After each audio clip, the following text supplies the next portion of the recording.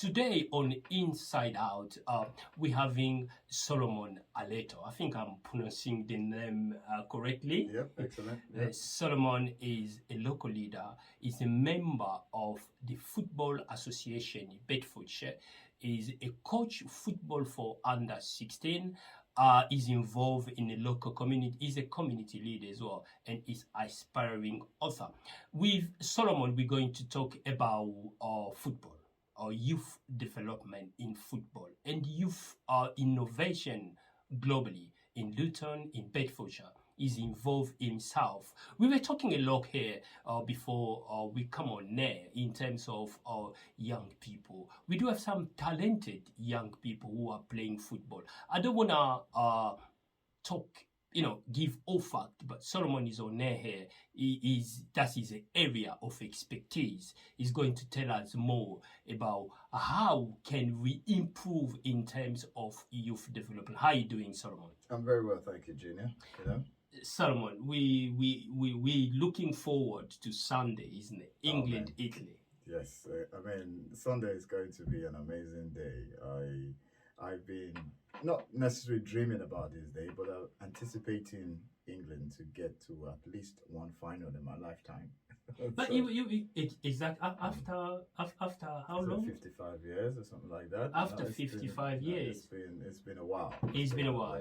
So, the last time was in 1966, yes, when England won the World Cup. That's it. And it happened here in England. Well, yeah, so we're having a situation where, history might repeat itself, and we have Sunday to look forward to. And it's a situation where if we go into the final and we do pull it off, which we can, because it's a 50-50 chance, 50-50. Anything can happen. There's no telling what can happen to football. And from my point of view, I think it's going to more or less revitalize football in this country. The belief will now be there fully again. But Italy, squad Azzurra, it's not likely. It's quite a strong squad as well. We need to bear in mind it's going to be a tough game. Well, as you can imagine, the Italian side, honestly, because of our... Well, I'll put it this way. When the tournament started, being an Englishman on the level, I obviously support England, but the Italian side were my favorite. Funny enough, when the first game I watched them play, I said to my mates, I said, I haven't seen an Italian side play football like this, so there's something we need to look out for, because, Italy is known for, their strong defense. Strong defense. Yeah. But now they're mixing it up with creative players and pacey players. Old and new players. Good blending. It's a very, very unique blend, so that's frightening on its own. But England has a chance as well, because we have a very diverse and very creative squad, which I would say England have not really had this kind of setup before. So that poses a new threat, and it gives us something to look forward to. Very interesting. Reflecting on diversity, that's where we're going to tap into. But before we go into the diverse views of England football now, let's talk about yourself, Solomon. You are a local community here. You've been involved in youth development in football. Tell the listener who are listening to us now, how young football, grassroots in football is projecting, is looking. Thank you, Junior.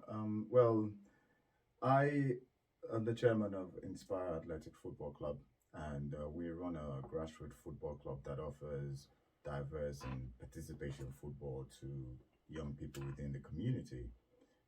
Looking at football, you have to look at it from the angle of wanting to make sure you inspire people not only to play, but give them something to look forward to in life.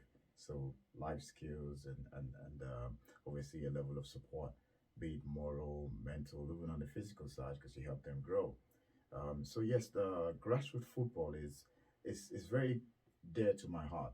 It's very key for me, because having watched football for a very long time and played football and now coaching and then obviously leading and driving a club forward, you get to have a 360 view of what impact football can have within the local community and for an individual. So it's a unique situation I found myself in, and to leverage off that, I have to go out and engage with the local FA, other coaches, other chairmen, and players as well. So it gives me a firm understanding of the impact that football is creating within our community. Very important. That impact, you're taking it two perspective, isn't it?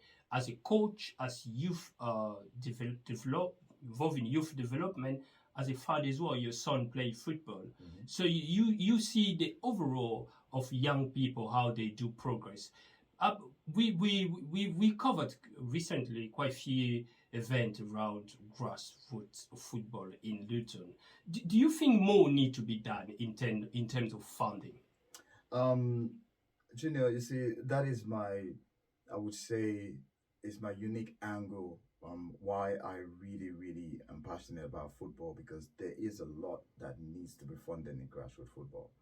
I'm not saying it's completely ignored. I mean, the English FA, they're doing their bit, and a lot of people are doing their bit. But I think I mean, FA is Football Association, yeah, isn't it? that's So the it's a football regulator of association. football in England. Yes, and obviously they have the different organizations like the Beds FA.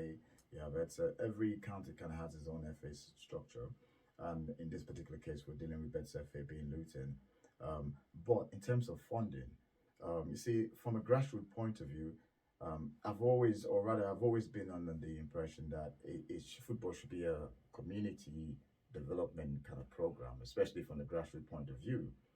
When it comes to funding, it should be a situation where we can engage or inspire the community to want to support grassroots football, support the players, support the club, and overarchingly, support the whole aspect of grassroots, so we can see players, and it brings what I call a community bridging together.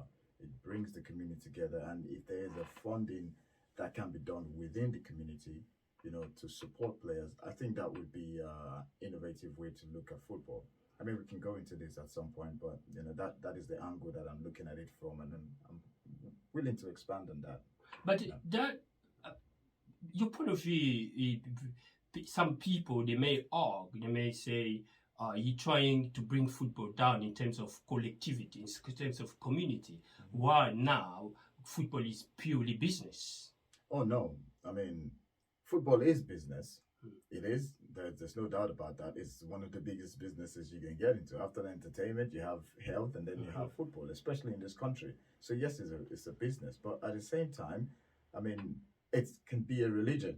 you know, Religion being something you do constantly, and you have your belief in it. So yeah, it's a religion. So you have to key into the impact, the awareness it creates, the especially from the mental health side of things. Football really, really alleviates a lot of anxiety, depression, and it can cause all these things as well. Definitely, Obviously, if you're a definitely. supporter of football, you would know what I mean.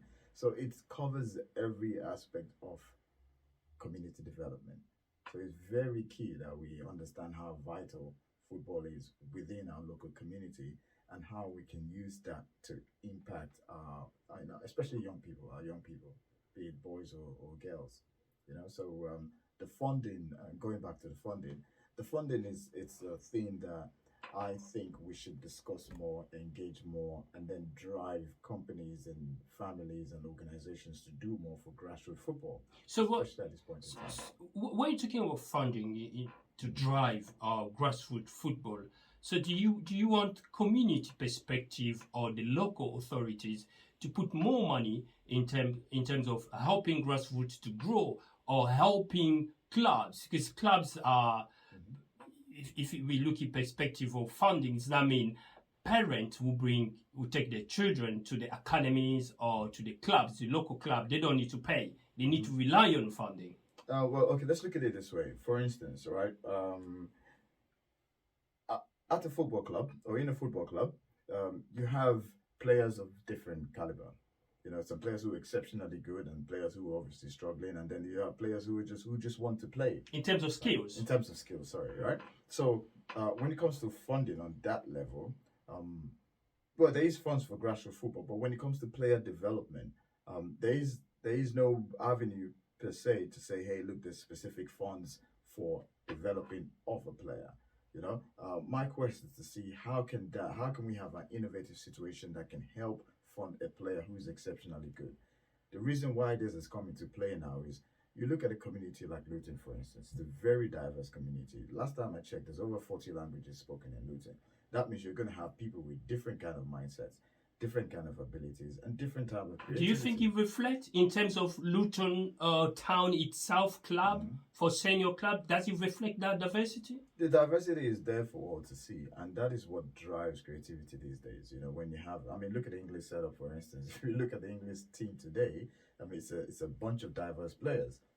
So bringing it back to Luton now, when you have a situation like that where you have players who have come from diverse background, they have different things to offer.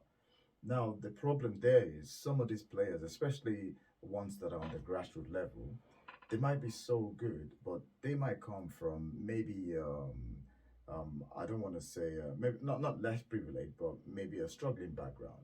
So the player might be really really good. Less privileged background. There you go. The player might be really good, and you want to say, okay, how can you up this player's game? Well, you want to get into some academy setup or some elite program. Now, to get into those elite programs, some of them cost X amount of funds. They cost some money. From £600, I've checked it, from £650 yearly onward. There you go. And that's not an easy thing for a parent to just, give to a child, because there's no telling what will happen. I mean, there's no guarantee in football. Only X amount of percent of players make it to the top league, but you want to give that child a chance. That's the whole point. So from a community point of view, you look at a community and say, can the community actually help with developing this child? This is the innovative idea we're looking at, especially from my club's point of view. How can we get organization, businesses to say, well, we've got a child or we've got a kid who is really, really good. What is your club? Can you it's Inspire Athletic Football Club. Inspire Athletic Football Club. Yeah. That's in Luton here. That's in for Luton. Under which group? We have various age groups within the club. So we have under 17s, we have under 16s, and under 14s, and under 11. And we're looking to start a girls team as well. How long have you been managing that team? I've been chairman of the club for just over 3 years, just over 2 years now. Huge experience. Let's go back to what you were saying. Okay, right? No problem. So in terms of funding, right? So you look at the situation, you say, yes, you see a player who is really, really gifted, right? In my eyes, we're thinking, oh, wow, this guy is great. He can do everything you want with the ball, and you want to get him you want him to play at the highest level, so that whatever happens, it's up to him when it gets to that level. But he needs the inspiration, he needs the funding, right? You said it right. At least £500-600. That's what you need to put a child in an elite program, so he gets the training he requires. Sometimes they train 3-4 times a week, and then that would obviously bring out whatever kind of natural ability he has. And then who knows? From there, he can get leverage into a very, very good setup. But if there are no funds, that child is more or less shortchanged in terms of his abilities. And then we've seen this happen to so many of the players that either have come through us, or we know from them playing in different teams, and we watch them play, and then 2-3 years down the line, you wonder whatever happened to that kid. Drop down. Yeah, So we look at the situation and say, look, if a child, for instance, he's really good, right? Well, we can approach the club if we can get some kind of funding, some kind of sponsoring level in place to say, we create a pot for X amount of funds, and say that pot is specifically for elite players who we have noted are on a level. But this is going to be community based. This can be community based. But sorry to interrupt. I've been listening to Robbie Savage. I think he's Robbie Savage. Yeah, He's been involved in FAI in terms of youth development. And listening to what they're saying, it looks like FAI is quite involved in youth in that kind of situation. So do you think the fund or the support is not enough? It's not enough. There is a support for grassroots football. Yeah, there's support obviously for the pitches, for referees. There's concessions. Say, if for instance you want to hire a pitch, or you want to make sure you're playing in a very nice atmosphere. Yeah, there's support for that, where you get concessions and that. There is support, but I'm talking about individual players now. Who have come through the ranks of grassroots, and they're on a level that they can go to the next level, but they haven't been scouted yet. Because obviously you don't have scouts coming to watch a game every day. Their ability, but they might have some restrictions, so financial restrictions. So how do you help that individual? So do you see if look into look England team now the way they play. If you look people like Hurricane, you look like Saka, Rashford, Right. Henson. So do you think they came from that channel? Oh yeah, every footballer in this country that you at least at some point played in a grassroots club. That's So the the structure parents we were have in place. involved before even they join the academy. Yeah, they have to. I mean, So there was a struggle really from that age to where well, it required individual or input, I mean family input before even to join an academy. That's the difficult part. well, the structure is pretty straightforward, right? So you play grassroots football. If you're exceptionally good, you get scouted or you get recommended. You go into an academy, you work your way through the academy, and then you maintain that. But to maintain that, when you get into the academy, you have to maintain that, and then fingers crossed, you get pro.